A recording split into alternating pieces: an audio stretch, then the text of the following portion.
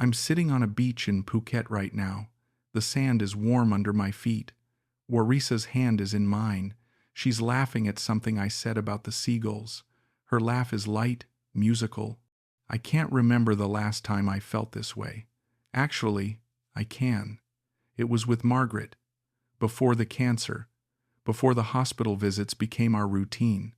Before I watched her fade away in that bed in Perth. That was 5 years ago. 5 years of waking up alone. 5 years of cooking meals for one. 5 years of silence in a house that used to be full of life. Retirement was supposed to be freedom, travel, new experiences. Instead, it became a prison of loneliness. My daughter lived in Sydney with her own family. My son was in Melbourne. They called once a month? Maybe. I'd sit in my recliner every night watching television I didn't care about, eating dinners I couldn't taste. Then 6 months ago, I downloaded that app. I'm not proud of it. A dating app for Western men looking to meet Asian women. My mate Paul laughed when I told him. He said I was being a fool. Maybe I was, but I was a lonely fool. And when Warisa's profile appeared on my screen, something in my chest cracked open. She was 23. I was 63. I knew how that looked. I knew what people would say. But her message was so sweet, so genuine. She wrote, "Hello, Graham. I saw your profile and you have kind eyes. I hope you are having a beautiful day." That was it. Nothing about money. Nothing pushy. Just kindness. We started talking every night. Video calls that lasted hours. She'd ask me about Australia, about my life, about what made me happy.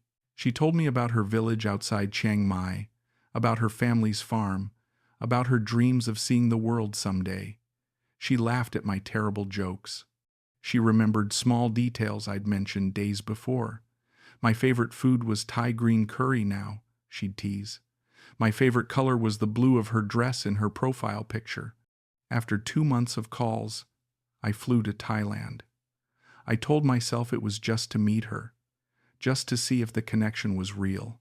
But the moment I saw her waiting at the airport in Bangkok, holding a small sign with my name written in careful letters, I knew. I knew I was going to fall. We spent a week in Phuket. She held my hand walking down the beach. She leaned her head on my shoulder watching the sunset. She kissed me goodnight at her hotel room door and whispered, "I'm so happy you came, Graham. You make me feel safe." Safe. That word hit me hard. I wanted to be that for someone again. I wanted to matter. On our last night, we sat on this beach. This exact spot. She turned to me and said, "I wish you didn't have to leave." I squeezed her hand and said, "Maybe I don't have to." Her eyes went wide. "What do you mean?" I smiled. "I mean, maybe I come back. Maybe I stay longer next time." She smiled back, but there was something careful in her expression. "Graham, I don't want you to do something crazy for me. You have your life in Australia." I shook my head. "My life in Australia is empty. This, right here, this feels like living." She leaned against me. I could smell her shampoo, something floral and sweet. I thought about Margaret, about how she'd told me before she died to find happiness again, to not waste the years I had left being alone. I thought she'd approve of this. I thought she'd want me to feel alive again. I never believed I'd feel this way again. But here I was, and I wasn't going to let her go. 2 months after I returned to Perth, everything shifted. Warisa called me one evening. Her video was dark, like she was hiding in her room. Her eyes were red. I sat up immediately. "What's wrong? What happened?" She shook her head. "It's nothing. I don't want to bother you with my problems." That made me want to help even more. "Warisa, tell me, please." She wiped her eyes. "It's my mother. She's sick. She needs medicine, but it's expensive. We don't have enough money. I've been working extra shifts at the restaurant, but it's not enough." My heart broke for her. "How much do you need?" She looked away. "No, Graham. I can't ask you for money. That's not why I talked to you. I would never—" I interrupted her. "I know that, but I want to help." How much? She hesitated. $3,000, but it's too much. I'll find another way. 3,000 Australian dollars. That was nothing to me. My pension was comfortable. My house was paid off. Margaret's life insurance had left me secure. I transferred the money that night. She cried when she got it. Graham, I will pay you back. I promise. Every dollar. I told her she didn't have to. I told her I wanted to help. She called me her hero. The next week she called me again. This time she was smiling. My mother is getting better. The medicine is working. Graham, you saved her life. I felt 10 feet tall. I felt useful, needed, important. Then she said quietly, I love you, Graham. I know it's fast. I know we're different. But I love you. I told her I loved her too, and I meant it. A week later, I asked her to marry me. I did it over video chat because I couldn't wait. I couldn't risk losing this feeling. She stared at me through the screen, her hand over her mouth. Graham, are you serious? I nodded. I've never been more serious about anything. I want to spend the rest of my life with you. I want to take care of you. Will you marry me? She started crying. Happy tears, I thought. Yes, Graham. I will marry you. We started planning immediately. She explained that marriage in Thailand required paperwork, translations, legal fees, certificate registrations. It was complicated, she said, especially for international marriages. She had a lawyer she trusted. His name was Mr. Thorne.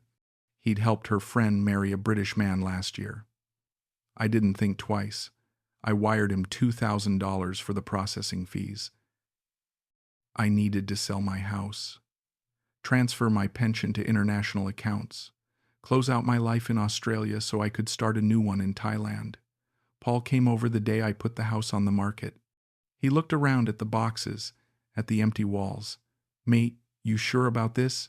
You barely know her. I bristled. I know her well enough. We talk every day. He shook his head. You talk on a phone. That's different from really knowing someone. And the age gap, mate. 40 years. That doesn't worry you? I felt defensive. She loves me. I love her. That's all that matters. Paul sighed. Just be careful. These stories don't always end well. I don't want to see you get hurt. I walked him to the door. You don't understand. She's different. But even as I said it, a small voice in my head whispered a question I didn't want to answer. Was she different? Or was I just desperate to believe she was? I moved to Chiang Mai in April. The heat hit me like a wall when I stepped off the plane. Warisa was waiting for me. She threw her arms around my neck. Welcome home, Graham. Home. The word felt good. We rented a small house on the outskirts of the city. 2 bedrooms, a little garden, a covered patio where we could sit in the evenings. It wasn't fancy, but it was ours. Warisa made it feel like a home. She cooked for me every night, pad thai, green curry, som tam. She learned I liked my coffee strong and black. She'd bring it to me every morning with a kiss on my forehead. Good morning, my love. She massaged my back when it got stiff from the heat. She held my arm when we walked through the night markets. Locals would smile at us. Other expats would nod knowingly. I felt proud walking beside her, like I'd done something right with my life. Mr. Thorne handled all our legal paperwork, the marriage certificate, the visa applications, the translations. He had an office downtown, professional looking with certificates on the walls, and a secretary who spoke perfect English. Warisa came with me to every meeting. She'd sit beside me, translating when Mr. Thorne spoke too fast, squeezing my hand when I looked confused. He explained we needed to open a joint bank account for the marriage visa, to prove we were financially stable as a couple. That made sense to me. I transferred 50,000 Australian dollars into it, enough to cover our expenses and show the immigration office we were legitimate. Warisa suggested putting her name on the lease too. In case something happens to you, Graham, I don't want to lose our home. That made sense too. I signed the papers. Mr. The Warren notarized everything. $3,000 in legal fees later, everything was official. We were building a life together. In the evenings, we'd sit on the patio. I'd drink beer and watch her scroll through her phone. Sometimes she'd laugh at something. I'd ask what was funny. Just my sister, she'd say. Knock is so silly. She's sending me pictures of her cat. I'd smile and go back to my beer. But sometimes I'd glance over and see her typing rapidly in Thai, her expression focused. When she noticed me looking, she'd smile and put the phone down. Sorry, I'm being rude. One night, I woke up around 2 in the morning. The bed beside me was empty.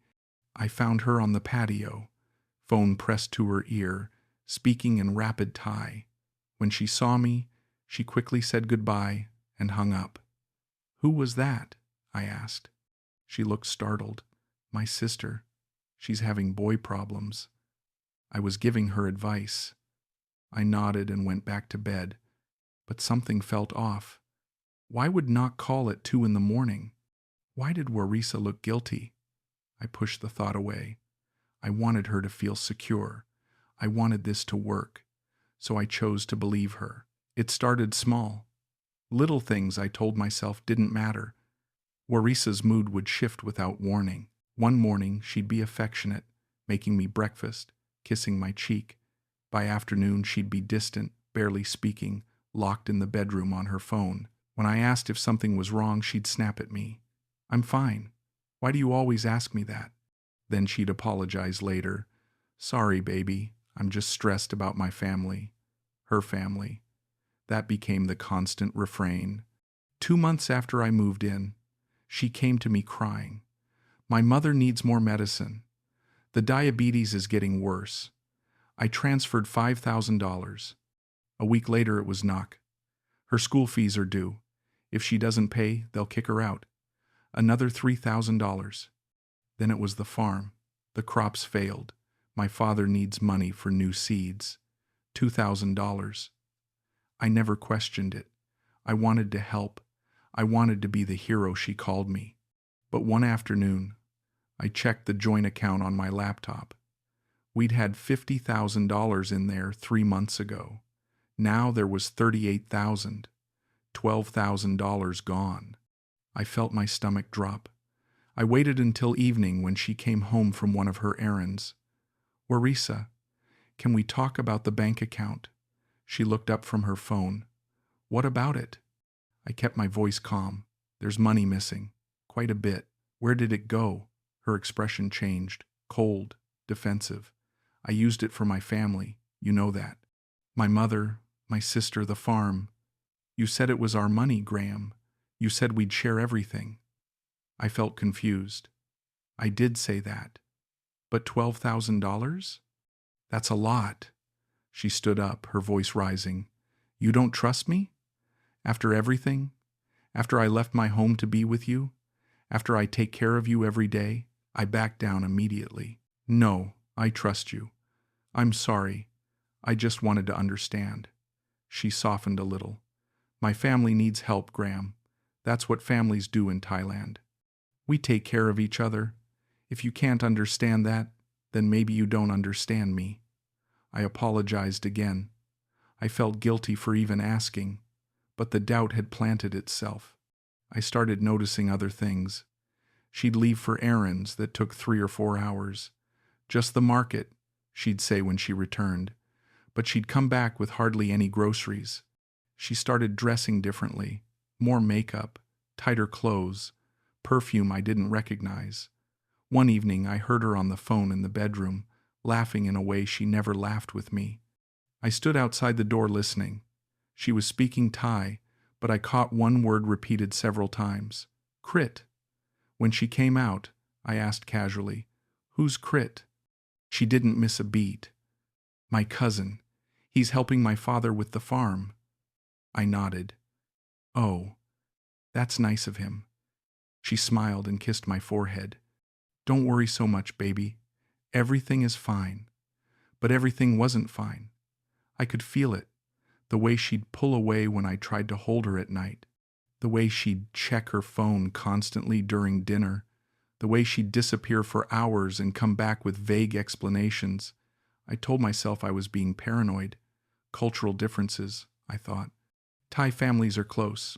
Thai women are independent. Maybe I was being a controlling old man. Maybe I was expecting too much. So I pushed the feelings down. I smiled when she smiled. I transferred money when she asked. And I pretended not to notice the cracks spreading through the foundation of everything I'd built. My visa renewal appointment came 8 months after I moved to Thailand. Mr. Thawwarn scheduled it for a Friday morning. Warisa came with me. So did he. We sat in the immigration office waiting. The walls were covered in posters about visa requirements and penalties for overstaying. I felt nervous but tried not to show it. My name was called. A different officer than last time. Older, stern-looking, with reading glasses hanging on a chain around his neck. He took my passport and started flipping through my file. Then he frowned. He said something in Thai to Mr. Thawwarn. Mr. Thawwarn responded smoothly, gesturing at papers. The officer looked unconvinced. He turned to Warisa and asked her something. She answered, her voice sweet and calm, but I saw her hands tighten in her lap. The officer looked at me. Your financial documents, please. I handed him my bank statements. He studied them for a long time. Too long. Then he said something to Mr. Thawwarn that made the lawyer's smile falter for just a second. He wants to verify some information. Mr. Thawwarn translated. It's just a formality. Nothing to worry about. But I was worried. The officer stamped something in my file. You will be contacted within 2 weeks regarding your application status. We left the office. I asked Mr. Thawwarn what happened. He waved his hand dismissively. Processing delays are common. Don't worry. I'll follow up with my contacts there. That night, I tried calling Paul in Perth. I needed to hear a familiar voice, someone who'd tell me I was overreacting. But when he answered and asked how I was, I couldn't bring myself to tell him the truth. Everything's great, mate. I lied. Thailand's been good to me. After I hung up, I sat on the patio alone. Warisa was in the bedroom, door closed, on another one of her long phone calls. I thought about my situation. My house in Perth was sold. The money was in that joint account. My pension was auto-depositing there every month. I had no property in Australia anymore, no family here in Thailand, no friends except the ones Warisa introduced me to, and I barely knew them. I was completely dependent on her, on this place, on a visa I wasn't sure would be approved. 2 weeks later, Mr. Thawwarn called. There's a delay with your visa. They want more documentation. I'm working on it. Another week passed, then another. I asked Mr. Thawwarn for updates. He always had an excuse. These things take time. The immigration department is backed up. Be patient. I wasn't patient. I was terrified. One night, Warisa and I had dinner in silence. She barely looked at me. I finally said, "What's going on? Why are you so distant?" She put down her fork. "I'm tired, Graham. Tired of you always questioning me, always doubting me." I felt my frustration bubble up. Maybe if you were honest with me, I wouldn't have to doubt. Her eyes went cold. Honest? You want honesty? Fine. If you leave Thailand, you lose everything here. The lease is in my name. The bank account is joint. You signed all those papers with Mr. Thawwarn. You gave me that power. So if you want to leave, go ahead. But you'll go with nothing. My blood went cold. What are you saying? She stood up. I'm saying you need me. You need this visa. You need this house. You need me to translate, to help you navigate this country. Without me, you're just another lost farang with nowhere to go. She walked to the bedroom and closed the door. I sat at the table alone, my dinner getting cold, my hands shaking. She was right. I'd signed everything. I'd trusted her with everything. And now I was trapped. Completely, utterly trapped. I couldn't call Paul. Couldn't admit I'd been this stupid. Couldn't face the shame of crawling back to Australia with nothing. So I sat there in the dark and realized I'd stopped building a life. I'd built a cage, and I'd locked myself inside it. I couldn't sleep that night, or the next. Warisa's words kept echoing in my head, the coldness in her voice, the control she had over me. I started watching her more carefully. 3 days later, she told me she was going to visit her mother. She's not feeling well. I'll be back tonight. I nodded. Okay, give her my best. She left around 10 in the morning. I waited an hour. Then I did something I'd never done before. I followed her. I took a taxi into the city, telling the driver to stay back but keep the motorbike with the pink helmet in sight. Warisa didn't go north toward her mother's village. She went to a cafe in the old city. I watched from across the street as she walked in. 5 minutes later, a young Thai man arrived. Mid-20s, good-looking, confident walk. He went straight to her table, and then he kissed her. Not a friendly kiss. A real kiss. The kind that means something. I felt like I'd been punched in the stomach. They sat together for over an hour, laughing, holding hands across the table. She touched his face the way she used to touch mine. When they finally left, they walked with their arms around each other. I took a taxi home and waited. She came back around 7 that evening, looking relaxed and happy. "How's your mother?" I asked. She didn't even flinch. "Better. The medicine is helping." I nodded slowly. "Good. That's good." I waited until she was showering. Then I said it. When she came out with a towel wrapped around her, I was sitting on the bed. "Who's Crit?" She froze. "I told you. My cousin." I shook my head. "I saw you today. At the cafe. I saw him kiss you." For a moment, she looked panicked. Then her face hardened. "You followed me?" I stood up. "Who is he, Warisa?" She sighed and sat down on the edge of the bed. "He's my boyfriend." The word hit me like a truck. "Your boyfriend." She nodded. "I told you from the beginning." "Well, I didn't tell you, but I thought you understood. He's my boyfriend. You're my husband. It's different." I couldn't breathe. "Different how?" She looked at me like I was stupid. "Graham, I need money. My family needs money. You help me with that. You're kind, and you take care of me. But Crit, he loves me. Really loves me. We've been together for 3 years. I felt dizzy. "So I was just what? A bank account?" She shrugged. "You wanted a young wife. You wanted someone to take care of you, to make you feel special.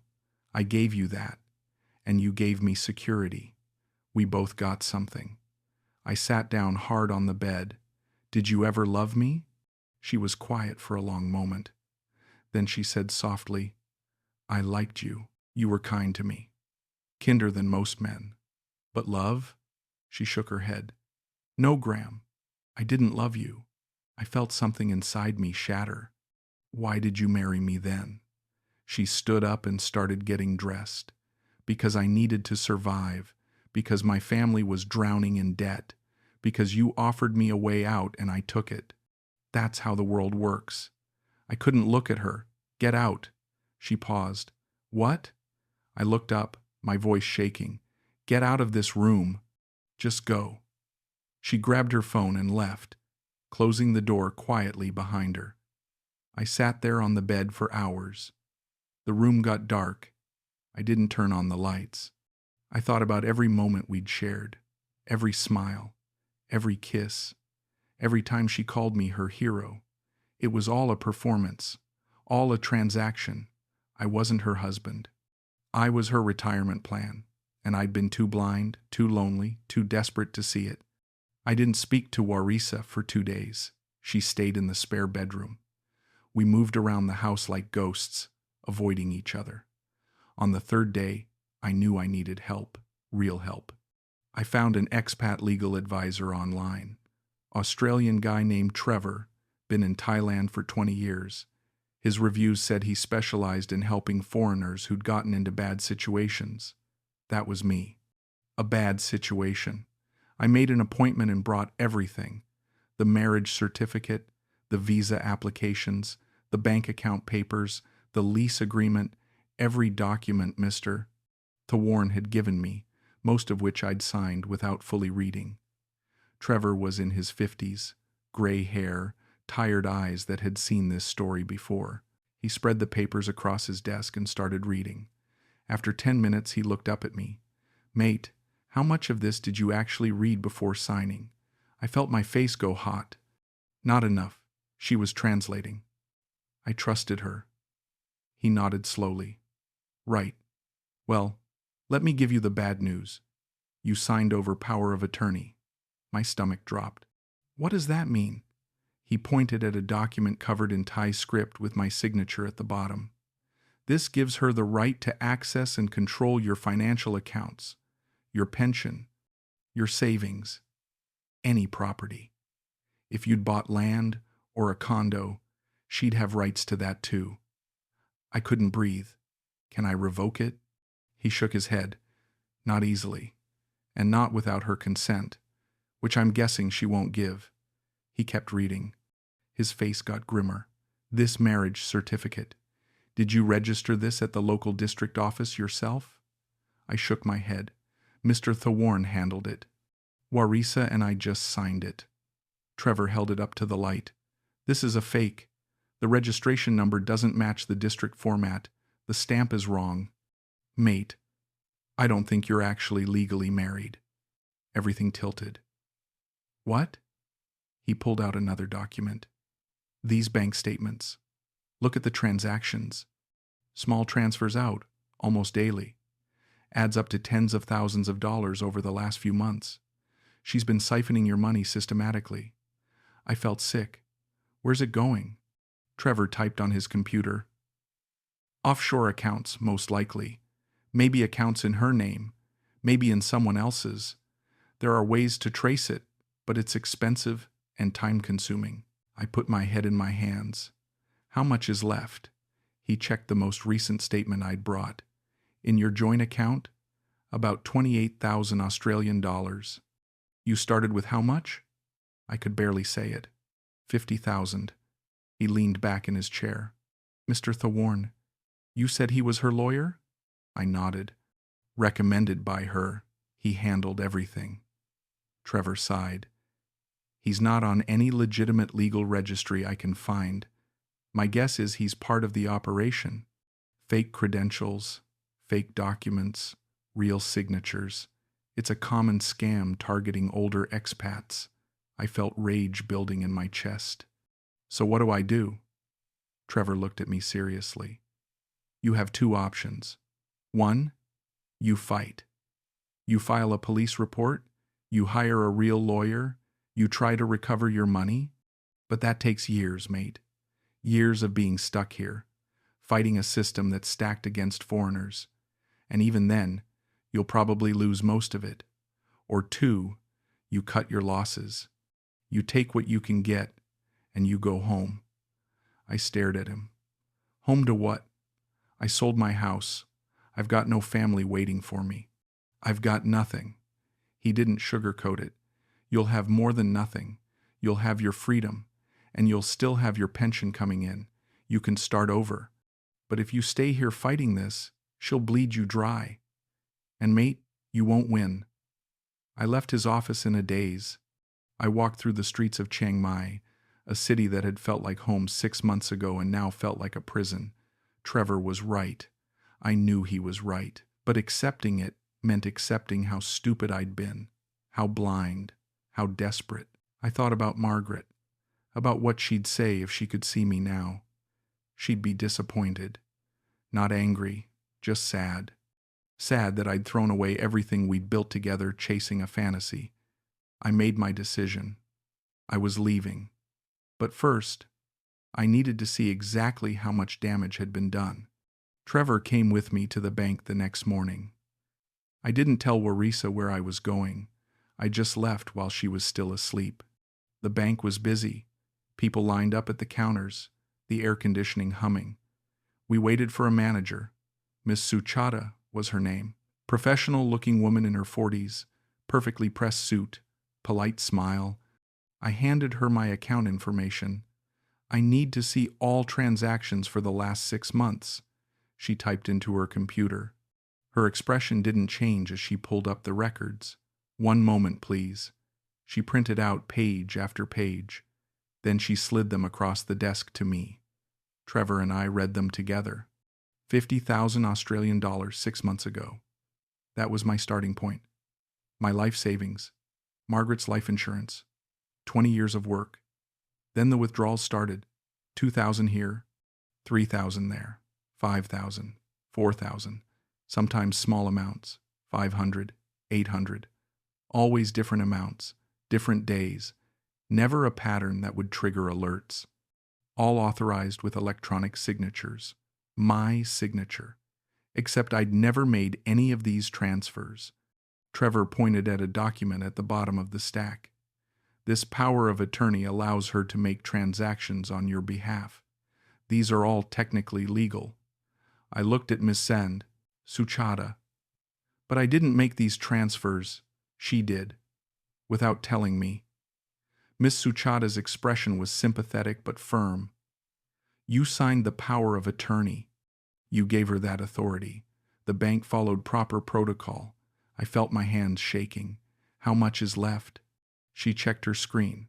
Current balance is $4,218. I couldn't speak. $47,000. Gone. In 6 months, Trevor asked, can we freeze the account? Prevent any more withdrawals? Miss Suchata shook her head. Not without both account holders present and in agreement, or a court order. I leaned forward. Where did the money go? Can you trace it? She looked uncomfortable. Some went to local transfers, Thai bank accounts.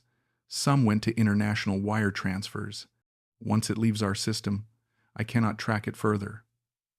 Trevor asked for the account numbers that received the local transfers. Miss Suchata hesitated. I'm not supposed to. Trevor cut her off. My client has been defrauded. Those account numbers would help him file a police report. She printed one more page and slid it across. 3 different Thai bank accounts. None in Warisa's name. One was registered to someone named Krit Fong Suan, her boyfriend. I sat back in the chair, staring at the papers. $4,000. That's what I had left. That's what my life had been reduced to. I'd come to Thailand with dreams of love and purpose. I was leaving with barely enough money for a plane ticket. Miss Suchata cleared her throat. Is there anything else I can help you with? I looked at her, really looked at her. She didn't care. This was just another transaction to her. Another stupid foreigner who'd gotten himself scammed. I stood up. No, thank you for your time. Trevor and I walked out into the bright Chiang Mai sunshine. I felt numb, completely numb. He turned to me. What do you want to do? I took a deep breath. I want to go home. He nodded. Smart choice, mate. I'll help you arrange your exit. You'll need to sort your visa situation, book a flight, close out what you can. I looked back at the bank. I thought I was building a life. I was funding my own betrayal. Trevor put a hand on my shoulder. You're not the first, mate, and you won't be the last. But at least you're getting out before she takes everything. We walked to a nearby cafe.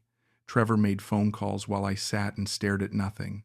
I thought about every time I'd transferred money, every time Warisa had cried about her mother, her sister, the farm, every time I'd felt like a hero for helping. It was all lies, all carefully constructed performances designed to drain me dry, and I'd applauded every single one. I went back to the house that afternoon. Warisa was there, sitting on the couch, scrolling through her phone. She looked up when I walked in. Where were you? I didn't answer. I went straight to the bedroom and pulled out my suitcase from under the bed. I started packing. She appeared in the doorway. What are you doing? I folded a shirt and put it in the suitcase. I'm leaving. She watched me for a moment. Leaving where? For how long? I looked at her. Leaving Thailand. Leaving you. Forever. Her expression didn't change. Because of Crit? I laughed bitterly. Because of everything. The lies. The money. The fake marriage certificate. All of it. She crossed her arms. You knew what this was, Graham. Don't pretend you didn't. I stopped packing. No, I didn't know. I thought we were building a life together. I thought you cared about me. She shrugged. I did care. In my way. You were nice to me. But nice doesn't pay bills. I went back to packing. She didn't try to stop me. She just stood there, watching. After a few minutes, she said, Crit is moving in next week. I froze. What? She said it casually, like she was talking about the weather. He's been staying at his friend's place while you were here, but now that you're leaving, he's coming back. I turned to look at her. Back? He lived here before? She nodded. This was his house first. Well, ours. We've been together for 3 years, remember? I felt like I'd been hit. So I've been living in his house, sleeping in his bed. She smiled slightly. Technically, it's my house. The lease is in my name. But yes. I zipped up my suitcase. I had nothing else to say to her. I pulled out my phone and called a taxi. While I waited, I stood on the patio one last time. The garden Warisa had planted. The chair where I'd sat so many evenings thinking I was happy. It all felt contaminated now. Poisoned. The taxi arrived. I grabbed my suitcase and walked toward the door. Warisa was still in the bedroom doorway. Graham. I stopped but didn't turn around. She said quietly, I really did like you. You were kind. That's rare. I looked back at her. Kind, but not loved. She didn't answer. I left and didn't look back. At the airport, I sat in the departure lounge waiting for my flight to board. My phone rang. Paul, I answered. Mate, you calling from Thailand? I felt my throat tighten. Not for long. I'm at the airport. There was a pause. Coming home? I closed my eyes. Yeah, Paul. I'm coming home. He didn't ask what happened. Didn't say I told you so. Just said, good. We'll grab a beer when you land. I thanked him and hung up. They called my flight. I walked to the gate, handed over my boarding pass, walked down the jetway, found my seat by the window. As the plane taxied to the runway, I looked out at Chiang Mai disappearing below me. I thought about Margaret, about how she'd always been able to read people, how she would have seen through Warisa in 5 minutes, how she'd warned me before she died not to let loneliness make me desperate. I hadn't listened. I'd been so starved for connection, so terrified of dying alone, that I'd handed over everything to the first person who smiled at me. Warisa hadn't stolen my retirement. I'd given it to her, signed it over with a pen and a prayer that someone, anyone, would make me feel alive again. The plane lifted off. I watched Thailand disappear beneath the clouds. I thought about what I had left. $4,000, my pension, no home, no pride, but I had something else. I had the truth, the painful, humiliating, bone-deep truth about who I'd become and why. I'd wanted to be loved, needed to be loved. And Warisa had seen that need and turned it into profit. She wasn't evil. She was practical, survival-minded. She'd done what she had to do to take care of herself and her family. And I'd been the perfect mark, lonely, wealthy, desperate. I couldn't hate her. I tried, but I couldn't. I hated myself more, for being so blind, for ignoring every red flag, for choosing fantasy over reality. The plane leveled off. The flight attendant offered me a drink. I asked for whiskey. I sipped it slowly and watched the clouds outside my window. Paul would be waiting in Perth. I'd find a small apartment, start over with whatever was left. My pension would keep me fed, but I'd never get back what I'd lost. Not the money. That was just numbers. What I'd lost was the belief that I could be loved again, that someone could want me for who I was, not what I had, Warisa had taken that from me, or maybe I'd given it away. Maybe that was the real lesson. The plane pushed through the clouds into clear blue sky. I finished my whiskey. I closed my eyes, and I whispered to myself, words only I could hear. I wanted to be loved, but I was just useful. And maybe that's the hardest truth of all.